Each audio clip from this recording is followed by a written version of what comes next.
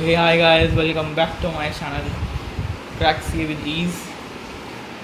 And चलो इस video में इलस्ट्रेशन 16 से रिज्यूम करते हैं अपना। हमने लास्ट पार्ट में इलस्ट्रेशन 15 का कवर कर ली थी अपनी, which is a part 1 of India is 116। Now we will be starting from this illustration 16। So let's start this out. So entity ABC enters into a lease for equipment that includes a non-cancellable term of 6 years and a 2-year fixed price renewal option with future lease payments that are intended to approximate market rates at lease inception. There are no termination penalties or other factors indicating that entity ABC is reasonably certain to exercise the renewal option. Explain the lease term. सो इस case में क्या हुआ कि entity ABC ने एक lease में enter करा है फॉर इक्विपमेंट के लिए, जिसमें एक नॉन कैंसिलेबल टर्म है 6 साल की, मतलब 6 ईयर्स का तो मेरा है ही नॉन कैंसिलेबल, और मेरा 2 ईयर का फिक्स प्राइस, मतलब मेरे को फिक्स प्राइस देना पड़ेगा। उसमें रिन्यूअल ऑप्शन है मेरे पास, right. Fix price renewal option है मेरे पास।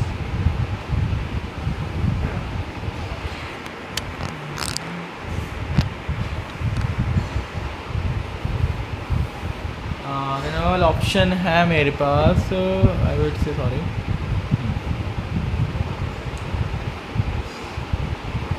that are intended to approximate the lease payments, that are intended to approximate market rates at lease inception. There are no termination penalties or या फिर other factors indicate जो कारण that entity ABC is reasonably certain to exercise the renewal option। तो मतलब कोई reasonably certain नहीं कि entity ABC exercise करेगी रिन्यूअल ऑप्शन को, जो 2 साल का हमें दिया हुआ है। हमें लीज टर्म इसमें एक्सप्लेन करनी है, राइट। थोड़ा पढ़ो and this is a very easy question, you can do. फिर करते हैं इसको सॉल्व। तो देखो यार, सॉल्यूशन वही है, इसमें 6 ईयर्स का ही हमारा रहेगा पीरियड, बिकॉज जो नॉन कैंसिलेबल है वही हम इसमें टेकन इनटू कंसिडरेशन करेंगे और वही हमारी लीज टर्म होगी। हम 2 साल की इसलिए ले रहे हैं कि कोई टर्मिनेशन पेनल्टी नहीं है, और एंटिटी रीजनेबली सर्टेन भी नहीं है कि वो एक्सरसाइज करेगी रिन्यूअल ऑप्शन को, बिकॉज उनको पता है जब कोई टर्मिनेशन पेनल्टी ही नहीं है, अदर फैक्टर्स नहीं है, तो हम क्यों अभी बताएं कि हम 2 साल के लेंगे कि नहीं लेंगे। तो इसलिए हमारा जो लीज टर्म है, लीज कमेंसमेंट डेट पे लीज टर्म 6 ईयर्स ही रहेगा, being the non cancellable period. The renewal period, जो रिन्यूअल पीरियड है 2 साल का, वो कंसिडरेशन में नहीं लिया गया, because entity ABC reasonably certain नहीं है कि वो ऑप्शन को एक्सरसाइज करेगी, बिकॉज कोई पेनल्टी या अदर फैक्टर्स नहीं है जो इंडिकेट करें कि entity will opt for the renewal of lease. Okay, scenario b बढ़ते हैं। ये तो डन है, ईजी था क्वेश्चन ये। Scenario B, entity XYZ enters into a lease for a building. Entity XYZ ने एंटर करा एक लीज में एक बिल्डिंग के लिए, जिसमें एक नॉन कैंसिलेबल टर्म है 8 ईयर्स की, एक 2 ईयर का मार्केट प्राइस रिन्यूअल ऑप्शन है। मतलब मार्केट प्राइस की जो भी मार्केट प्राइस रहेगा 8 साल के बाद, उसके बेस में मेरे को पेमेंट करनी पड़ेगी for that lease. Before it takes possession of the building, possession of building से लेने से पहले एंटिटी XYZ पे करती है लीज होल्ड इम्प्रूवमेंट के लिए, right. The lease hold improvement are expected to have significantly value at the end of 8 years and that value can only be realized through continued occupancy of the lease property। तो इसमें lease term बतानी है। तो देखो इसमें ना, इसमें एक इम्पॉर्टेंट फैक्टर ये कि एंटिटी XYZ ने ना लीज होल्ड इम्प्रूवमेंट के लिए पेमेंट करी है। अब लीज होल्ड इम्प्रूवमेंट जो है ना मेरी, उसकी सिग्निफिकेंट वैल्यू रहेगी, वो एंटिटी XYZ ये पता लगा रही 8 साल के बाद भी, और वो वैल्यू वो जब भी रियलाइज़ कर पाएंगे, उस पेमेंट की जो वैल्यू है, वैल्यू वेरिएशन जब भी कर पाएंगे जब वो 8 साल के बाद भी कंटिन्यू करते हैं लीज होल्ड प्रॉपर्टी को। देन हमें लीज टर्म डिस्क्राइब करनी है, राइट। तो देखते हैं इसमें आप लोग आंसर सही सोच रहे हैं। 8 ईयर्स तो हमारी रहेगी नॉन कैंसिलेबल वाली, प्लस 2 ईयर्स की मार्केट प्राइस भी हम उसको ऐड कर देंगे, तो हमारी लीज टर्म 10 ईयर्स की हो जाएगी इसमें, बिकॉज एंटिटी XYZ को पता है कि भाई अगर उन्होंने eight the end of 8th year के बाद उन्होंने कंटिन्यू नहीं करा, तो उनकी लीज होल्ड इम्प्रूवमेंट में जो उन्होंने खर्च करा है उसमें इकोनॉमिक इम्पैक्ट आएगा, सिग्निफिकेंट लॉस हो सकता है उन्हें। मतलब वो वैल्यू क्रिएशन, वो वैल्यू जो उन्होंने पे करी है वो रियलाइज़ नहीं कर पाएंगे कहीं ना कहीं, इसलिए हम इसमें मानने चलेंगे कि 10 साल की लीज की टर्म है, right. So at the lease commencement, entity XYZ determined it is reasonably certain to exercise the renewal option because it would suffer a significant economic penalty if it abandoned the leasehold improvements at the end of the initial non-cancelable period of 8 years. Thus, at the lease commencement, entity XYZ concludes that the lease term is 10 years, being 8 years of non-cancelable period plus a renewal period of 2 years where the lessee is reasonably certain to exercise the option, right? ये भी easy था. अब scenario सी देखते हैं इसमें हम कहीं ना कहीं. So entity PQR enters into a lease for an identified retail space in a shopping center. Entity PQR एक लीज में एंटर करती है एक आइडेंटिफाइड रिटेल स्पेस के लिए एक शॉपिंग सेंटर में. अब जो मेरा रिटेल स्पेस है वो अवेलेबल रहेगा एंटिटी PQR को for only the months of October, November and December during a non cancellable term of 7 years, right. Retail space मेरा अवेलेबल रहेगा एंटिटी PQR के लिए तो 3 महीने, वो भी during a non cancellable term इसकी 7 साल की. लेसर है वो एग्री करता है कि वो प्रोवाइड करेगा same rental space for each of the 7 years. हमें लीज टर्म क्या एक्सप्लेन करनी है.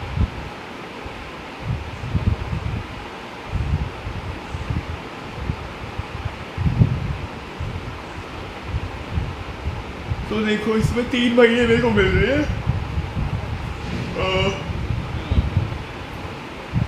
एक साल में वो 7 साल के लिए कॉन्टिन्यूड है, राइट. जिसमें देखो सोचो माइंड लगाओ एंड देन करते हैं इसको सॉल्व. सो आई थिंक इसमें जो आपका जो 3 महीने मिल रही है मेरे को 1 साल में, मतलब 1 year में 3 months मिल रही है एंड मेरे को 3 months in 1 year into 7 years, right. 21 months की मेरी क्या हो गई, इसकी लगभग लीज हो गई, right, for the non cancellable term of 7 years, right. So इसमें यही है कि at the lease commencement date, the lease term is 21 months. That is the period over which the entity PQR controls the right to use the identifying underlying asset, right? तो इसमें ये भी easy था, इसमें कुछ नहीं था. easy. ठीक है, चलो आगे बढ़ते हैं.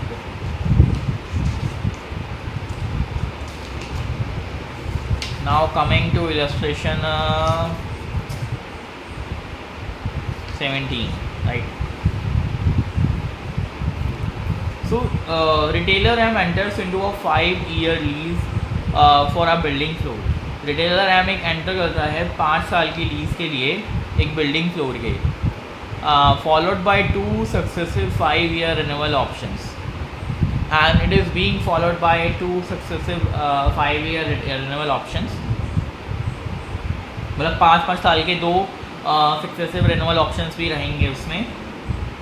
On the commencement date, retailer M is not reasonably certain to exercise the extension option. आज जिस दिन मैं लीज कमेंस कर रहा हूँ, मैं रिटेलर हूँ, मान लो M फॉर माया, मैं रीजनेबली सर्टेन नहीं हूँ कि मैं एक्सटेंशन ऑप्शन एक्सरसाइज करूँगा. 3rd year के एंड में रिटेलर M एक्सटेंड करता है कि to include another floor from year 4 due to your business acquisition. For this purpose, the lessee continues to separate 7-year lease for an additional floor in the building already leased. Okay. So हमें analyse करना है whether retailer am required to release the lease term in this case. तो 30वें साल के and में अब मैंने एक अनदर फ्लोर एक्सटेंड करा ईयर 4 से एक बिजनेस एक्विजिशन की वजह से, और उसके लिए एक सेपरेट 7 साल की लीज बनी एडिशनल फ्लोर के लिए, जो हमने बिल्डिंग जो हमारी बिल्डिंग है उसी में ऑलरेडी जो हमारी लीज हो रही है. तो हमें क्या eight the end of 3rd year उसको रीअसेस करना पड़ेगा लीज टर्म को. देखते हैं. तो ये क्वेश्चन ना अच्छा है, वैसे करते हैं सॉल्व.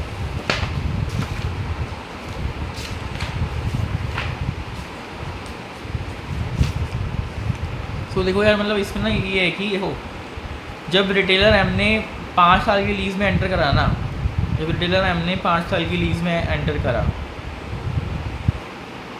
तो उस टाइम ये जो इस टाइम जो मेरी लीज़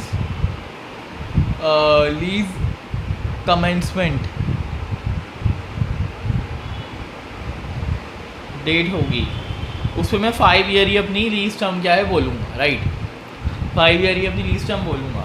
बट मेरे पास सक्सेसिव 5-5 साल का रिन्यूअल ऑप्शन भी थे, मतलब इसको मैं 5-10 साल और एक्सटेंड कर सकता था, मतलब दो टर्म्स में, 2 टेन्योर में, एक में ऐसे, ठीक है, 5-5 साल की एक टर्म, राइट। बट उस टाइम में मैं रीजनेबली सर्टेन नहीं था कि मैं ये ऑप्शन एक्सरसाइज करूँगा कि नहीं करूँगा। अब बाद में क्या हुआ, 3rd ईयर के एंड में, ये 1 year, 2nd year, 3rd year, 4th year, 5th year, इसके एंड में, इसके बिगिनिंग में, इसके क्या बिगिनिंग में, यहाँ पे मैंने एक बिज़नेस एक्वायर करा। उसके लिए क्या हुआ, उसी बिल्डिंग में, सेम बिल्डिंग में मैंने एक नया फ्लोर ले लिया अनदर 7 ईयर्स के लिए। मतलब यहाँ से अगर आप यहाँ से 7 ईयर्स काउंट होंगे तो 1 2 3 4 5 6 7, राइट, और ये 6 7 8 9 10, राइट। तो कहीं ना कहीं आप ये देखो कि मेरे को ना लीज अपनी रीसेस करनी पड़ेगी, कहीं ना कहीं मेरे को जो अपनी लीज है ना वो रीअसेस करनी पड़ेगी। बिकॉज पहले तो मैंने 5 साल ही ले लिया, बट अब मैंने बिजनेस एक्वायर करने की वजह से दूसरी लीज में एंटर करा, क्योंकि मैंने यहाँ से 7 साल की एंटर करी। तो मतलब हो सकता है कि मैं जो मेरी दूसरा फ्लोर है, जो इस बिल्डिंग में मैंने लीज हाउस करा हुआ, जो ये वाला फ्लोर था, हो सकता है कि मेरे को भी इसका भी रीअसेसमेंट करना पड़ेगा कि क्या हो सकता है यार मेरे को इसकी भी ज़रूरत पड़े अनदर 5 ईयर के लिए। तो yes, I have to make a reassessment of this lease too, right. क्योंकि यहाँ पे चेंज इन बिजनेस डिसीजन हुआ है which is directly relevant to the lease term, that is why I have to reassess, right. तो India 116 requires a lessee to reassess the lease term. एक lessee को require करता है कि वो lease term को रीअसेस करे if there is a change in the business decision of the company. अब यहाँ पे बिजनेस डिसीजन में ही चेंज हुआ है, भी डायरेक्टली रेलेवेंट है कि मैं रिन्यूअल ऑप्शन एक्सरसाइज करूँगा या फिर नहीं करूँगा लीज को एक्सटेंड करने के लिए। In the given case retailer M 3rd year के एंड में has extended to include another floor in the same building on account of acquiring another company as retailer as enter in to fresh lease, दूसरे floor की 7 साल के लिए। It is reasonably certain है कि वो एक्सरसाइज करेगा renewal option of original lease for the further 5 year term, right. तो उसको रीअसेस करनी पड़ेगी, मतलब वो अगले और 5 सालों के लिए रीजनेबली सर्टेन हो गया है, मान लिया गया है कि वो एक्सरसाइज करेगा ही करेगा जो उसने ये वाली लीज एंटर करी थी पहले वाली, राइट। तो this is the one thing.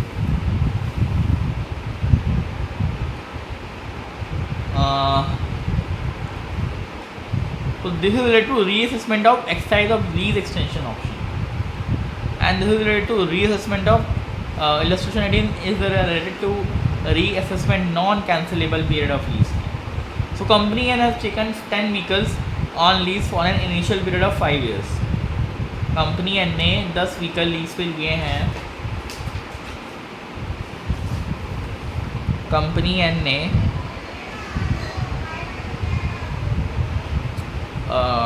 10 vehicles taken on lease, right।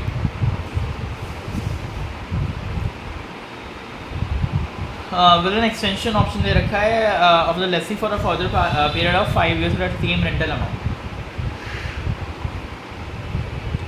अब लेसर ने मेरे को एक्सटेंशन ऑप्शन और देते कि भाई 5 साल का तुम और ले सकते हो और रेंटल अमाउंट तुम्हारा सेम रहेगा।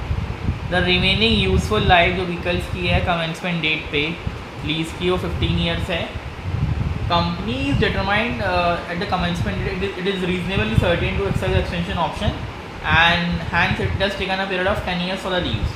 अब एक्सटेंशन ऑप्शन के टाइम पे ही अब कमेंसमेंट डेट के टाइम पे कंपनी रीजनेबली सर्टेन है कि वो एक्सटेंशन ऑप्शन एक्सरसाइज करेगी। तो मतलब मेरा जो लीज टर्म क्या निकल के आएगी 10 साल, which is given in the question itself. 4th year के एंड में there is an announcement by the government that all the cars of this particular model have to be discontinued from the road within 1 year due to a change in pollution norms in the country। अब उसको क्या lease term assess करनी पड़ेगी, क्या lease term assess करनी पड़ेगी? सो I think yes, उसको assess करनी पड़ेगी क्योंकि change in government law regulation हुआ है जिसकी वजह से वो व्हीकल 1 साल के अंदर अंदर क्या है बैंड हो जाएगा मार्केट से, क्योंकि पॉल्यूशन नॉर्म्स में क्या हुआ है चेंज आया है। तो yes they have to reassess and उनको एक्सटेंशन पीरियड हटाना पड़ेगा 5 साल का, राइट। क्योंकि 4th ईयर के एंड में उन्होंने ये चीज़ें क्या है मिली हैं उनको। So in the given case as per India 116, the announcement by the government to discontinue the use of the underlying asset will prohibit the lessee from exercise the extension option that was already included in the non-cancelable period by the company, and hence company will reassess the non-cancelable period to exclude extension option 5. So ये easy था, मतलब this is a logical question कि यार अगर government law में change हो गया तो यार मैं अब पॉसिबल थोड़ी ना उस व्हीकल को अगले 6 साल या 5 साल जो भी है और यूज़ करूँगा, और वो भी 1 साल के अंदर मेरे को व्हीकल डिस्कंटिन्यू करना है चलाने से, तो इट्स नॉट पॉसिबल है ना। And obviously I have to reassess the lease term. तो यही चीज़ है, ठीक है। तो ये भी I think it is easy and logical. This you have to study, this is a good question.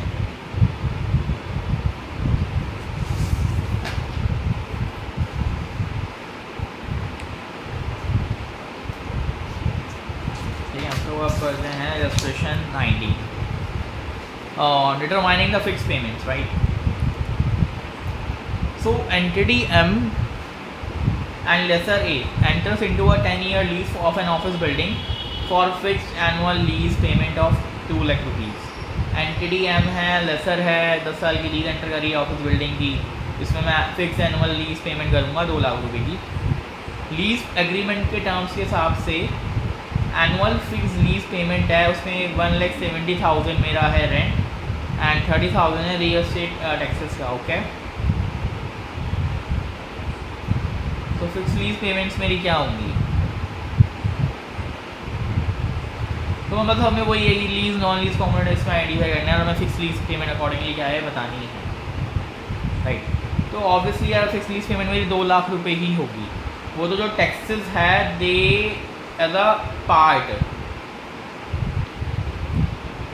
मतलब बेसिकली रियल स्टेट टैक्सेस हैं, ऑल तो इसमें मेंशन नहीं कि भाई एक्सप्लिसिटली प्रोवाइड है मेरे लीज कॉन्ट्रैक्ट में, बट कोई वो अलग से लीज कॉम्पोनेंट नहीं है, कोई नॉन लीज कॉम्पोनेंट नहीं है, क्योंकि उससे मेरे को ना कोई गुड मिल रहा है, तो एक गवर्नमेंट टैक्सेस है जो कि मैं पे कर रहा हूँ। सिर्फ बिल्डिंग का राइट ही मेरा ओनली कॉम्पोनेंट है, लीज कॉम्पोनेंट, और वही मैं उसमें क्लब करके 2 लाख रुपए दिखाऊंगा। अब वो तो लेसर का है कि वो कैसे उसको बाइफर्केट कर रहा है, उसने मेरे को बाइफर्केशन दे दी है, बट मेरे हिसाब से तो मेरे यहाँ से पेमेंट 2 लाख रुपए की हो रही है, तो मैं 2 लाख रुपए को ही अपना राइट टू यूज़ बिल्डिंग मानूंगा, और वही मैं एक सेपरेट लीज कॉम्पोनेंट क्या है, सिंगल लीज कॉम्पोनेंट क्या है दिखाऊंगा, राइट। तो fix lease payments are 2 lakh rupaye, all the real estate taxes are explicitly stated in the lease contract, they do not represent a separate non lease component as they do not provide a separate good या service. The right to use the office building is the only component. The annual lease payment of 2 lakh rupees represent करता है payments जो related है to that single lease of component. Okay, तो यही चीज़ है इसमें।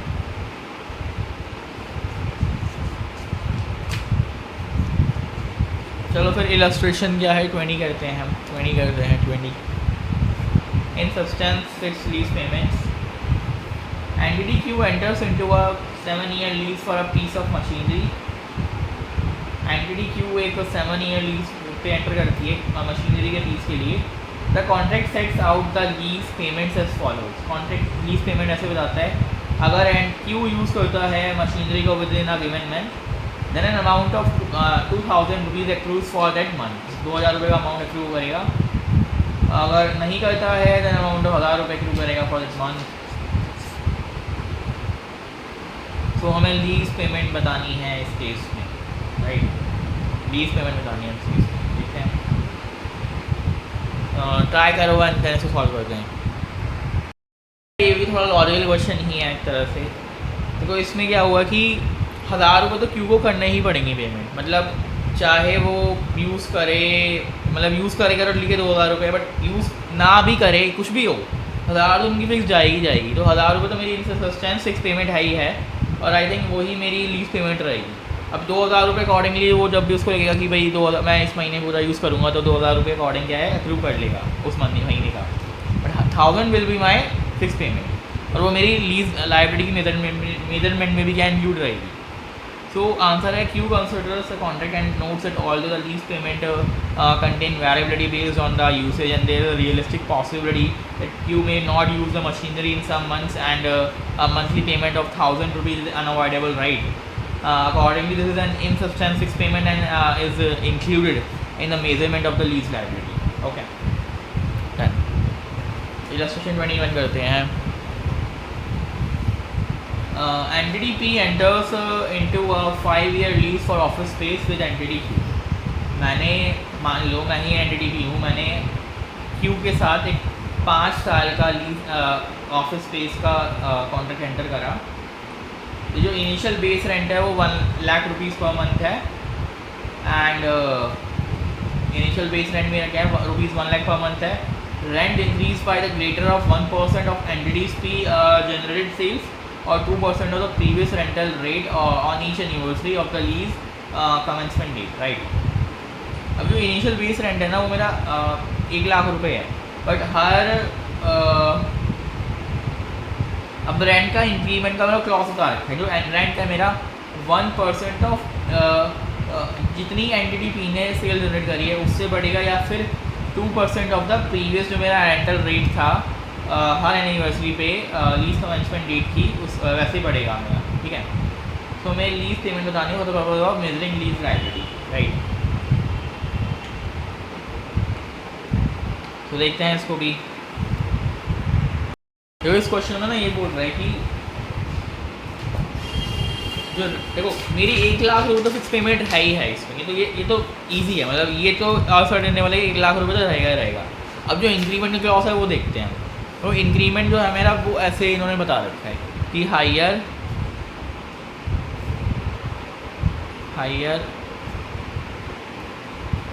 हायर ऑफ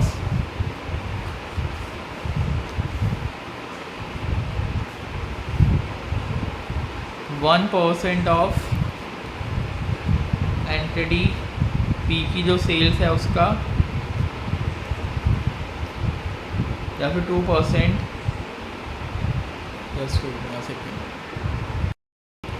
या फिर 2% ऑफ प्रीवियस रेंटल रेट. देखो यार ये वाली जो चीज़ है ना वो वेरिएबल है. ये वाली चीज़ कहीं ना कहीं मेरी क्या है वेरिएबल है, राइट. बट ये मेरी फिक्स रहेगी जो प्रीवियस रेंटल है.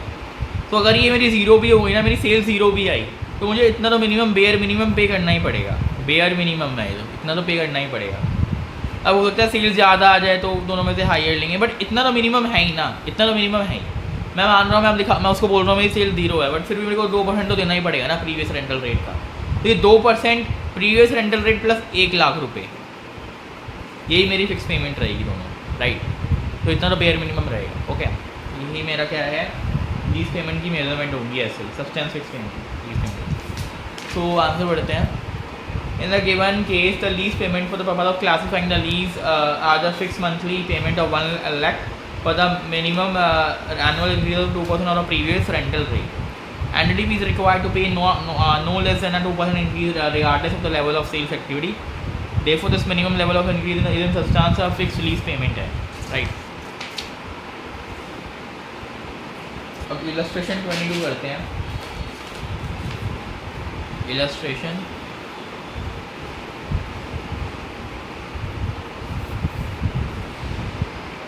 Company and lease a production line. Company and एक प्रोडक्शन लाइन क्या है लीज करती है. The lease payments depend on the number of operating hours of the production line. That is N has to pay 1000 per hour of use. The annual minimum payment is rupees 10 lakh rupees. The expected usage per year is 1500 hours. हमें lease payment क्या है determine करनी है.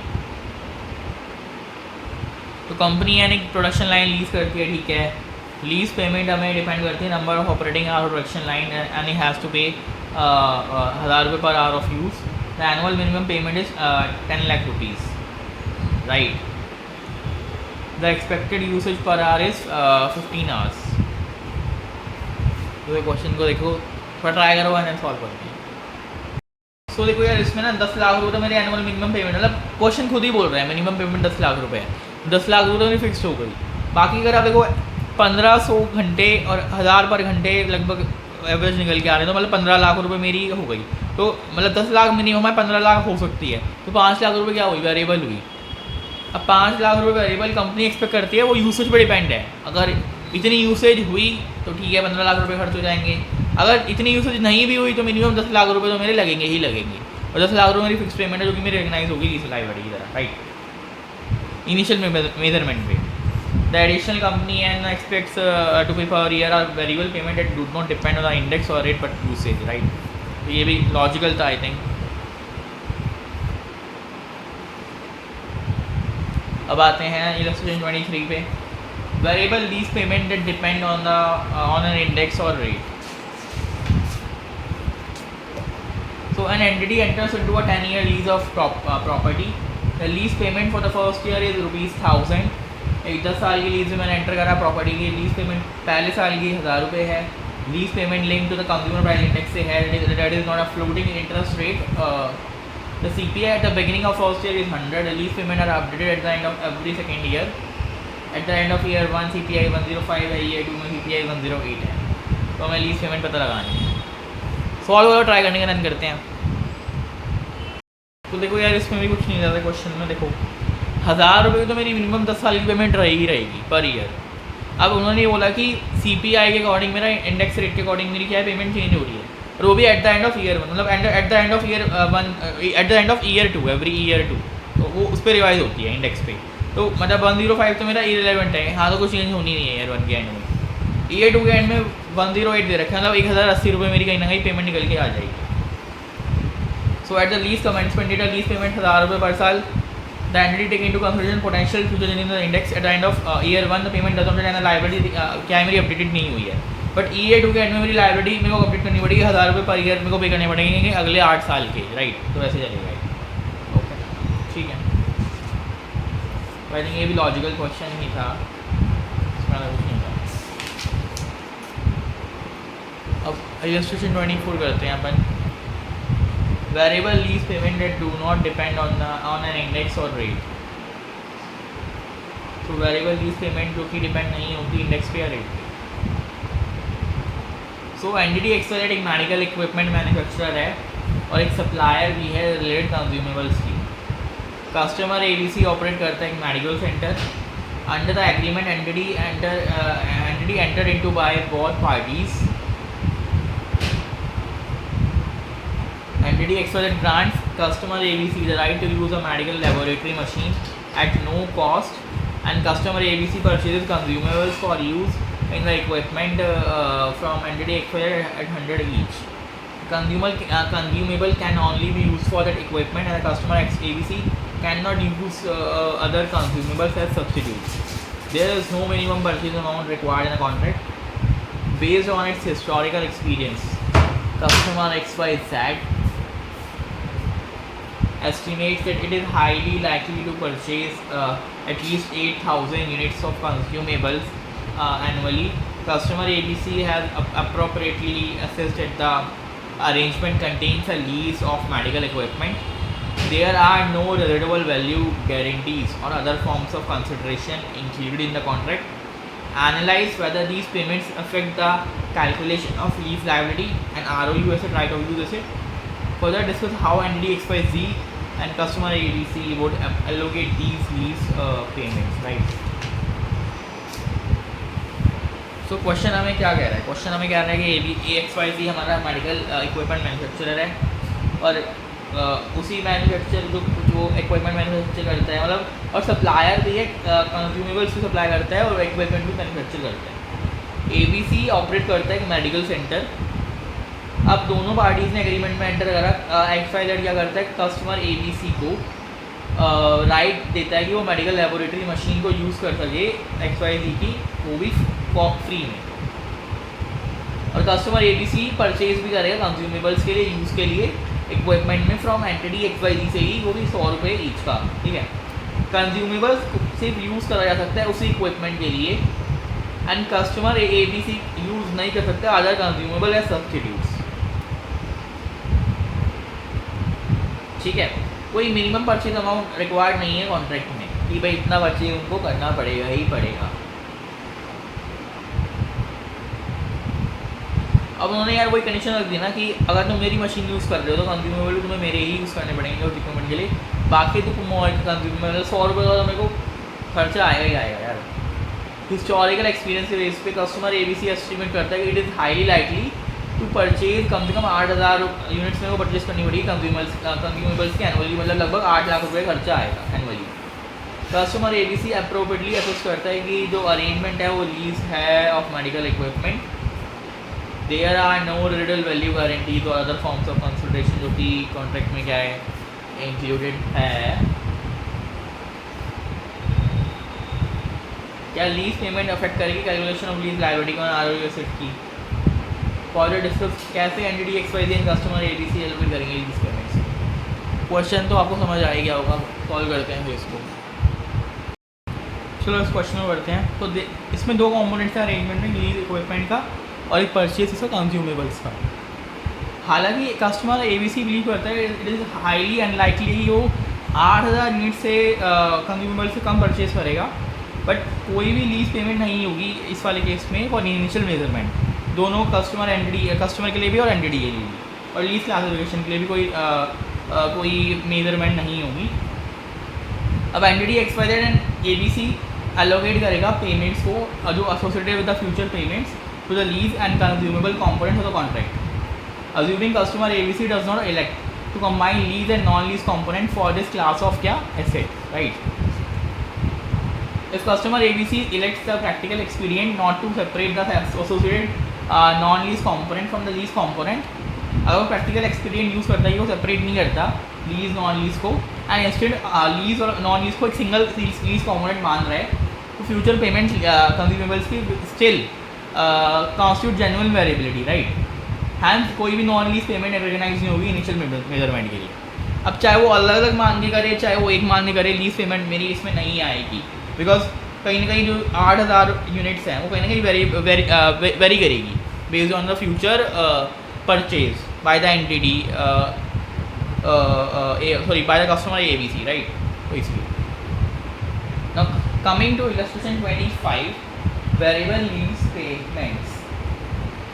So entity A enters into a 5-year lease of an office building. The payments are rupees 5 lakh per year, and the contract includes an additional water charge calculated as ₹0 per liter consumed. Payments are due at the end of year. Entity A elects to apply the practical expedient to combine lease and non-lease क्या components, right? So entity ए ने 5-year lease में enter करा है एक office building के लिए। जो lease payment है 5 लाख रुपए हर साल, और कॉन्ट्रैक्ट में एक एडिशनल वाटर चार्ज भी इंक्लूड है जो कैलकुलेट करा गया है एज 0.50 पर लीटर कंज्यूम। पेमेंट मेरी ड्यू है eight the end of year. Entity A elect करती है वो प्रैक्टिकल एक्सपीडियंट अप्लाई करेगी लीज और नॉन लीज कॉम्पोनेंट को क्या करने के लिए, अप्लाई करने के लिए, कंबाइन करने के लिए, right.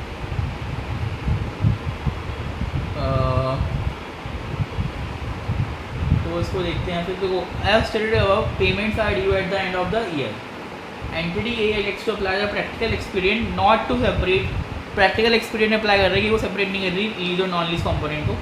Eight the commencement date entity A measures a lease liability at the present value of the fixed lease payment 5 lakh rupees, ठीक है। Although entity A has elected to apply the practical expedient to combine non lease component with the lease component, entity excludes the non-lease component from its lease liability because they are variable payments that depends on usage. That is the nature of cost that does not become fixed just because entity A has elected not to separate them from a fixed lease component. Entity A recognize the payment for water as a variable lease component in profit or loss when they are incurred. In contrast, if B does not elect to apply the practical expedient to combine, then it recognizes the payment for water as an operating expense in the profit and loss when they are incurred, right?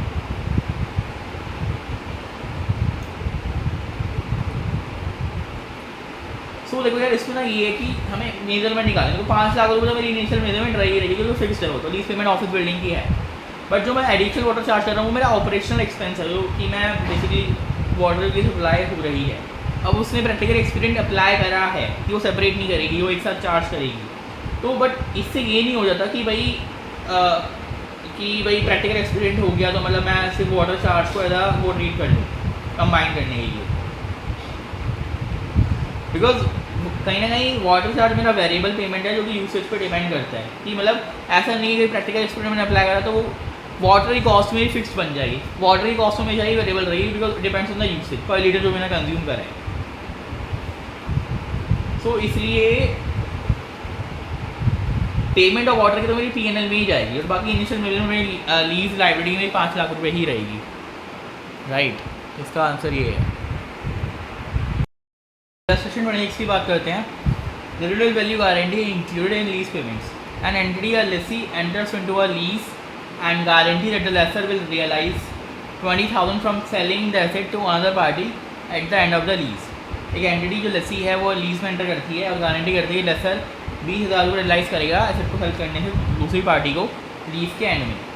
Eight lease commencement based on the lease estimate of the residual value of the underlying asset, the lessee determine करता है it expected it will owe 8,000 at the end of lease, whether the lessee should include the said payment of 8,000 as a lease payment. I think yes, उसको include करना पड़ेगा, because it is expected that it will all the same to the lessor under the residual value guarantee. एक तरह से guarantee हो गई ना कि भाई हाँ 8,000 रुपये को पे करने पड़ेंगे, तो ये लॉजिकल है, ठीक है।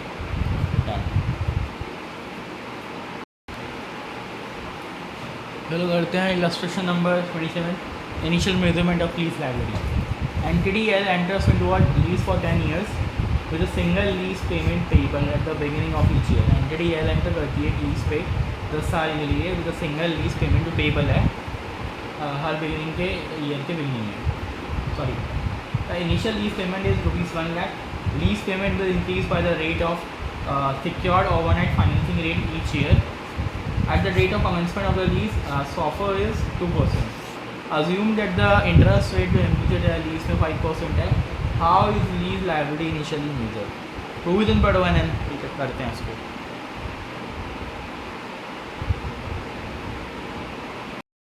तो देखो यार इसमें ना जो हमें लीज पेमेंट है कैसे रिकग्नाइज कैसे लीज लाइबिलिटी में मेजर करनी है।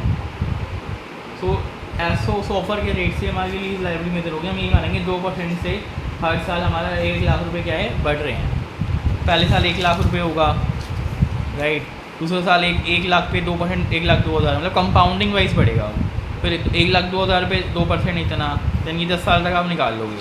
और रेट हमें इम्प्लिसिट दे रखा है लीज में 5%, इन 5% में हम उसको डिस्काउंट कर लेंगे आज की वैल्यू निकालने के लिए, बिकॉज 10 साल तक 1 लाख रुपये पेमेंट होगी और 2% से हमारी बढ़ रही है। और जो रेट हमें दे रखा है इम्प्लिसिट है 5% है कि वो इक्विवेलेंट हमारी वैल्यू निकल के आ जाएगी। मतलब आज की 10 लाख की वैल्यू 10 साल बाद आज की वैल्यू इतनी जो हमारी निकल के आएगी प्रेजेंट वैल्यू वो इक्वल होनी चाहिए। वो हमें रेट दे रखा है 5%। दैन उसको वही हम डिस्काउंटिंग रेट यहाँ लिख देंगे कैलकुलेटर से, दैन प्रेजेंट वैल्यू निकाल लेंगे तो हमारी प्रेजेंट वैल्यू 8,80,000 आ जाएगी। अब इसमें 8,80,000 में 10 लाख रुपये की वैल्यू आई है। अब 10 लाख रुपए की वैल्यू जो मैं 1 साल करके पे करूँगा और 10 लाख से ज़्यादा ये भी मेरे 2% से बढ़ रहा है, वो मेरी 8,80,000 आ रही है। अब इसमें से मैं 1 लाख तो रिकग्नाइज कर चुका, तो कितना मेरे को रेस्ट रिकग्नाइज करना है लीज लाइबिलिटी में 7,80,889, राइट। तो ये क्वेश्चन काफ़ी ईजी था, लॉजिकल था, आई थिंक हो जाएगा आराम से। तो आगे बढ़ते हैं। Now talking about illustration 28, measuring right of use asset. Entity Y and entity Z execute करता है 12-year lease of a rail car with the following terms on 1 January 2021. तो लीज कमेंसमेंट डेट है वो 1 February 2021 है, ठीक है। एक 10-12 साल की लीज एग्जीक्यूट कर रही है रेल कार की। एंटिटी वाई को पे करना पड़ेगा एंटिटी जेड को फर्स्ट मंथली रेंटल पेमेंट 10,000 रुपये upon execution of the lease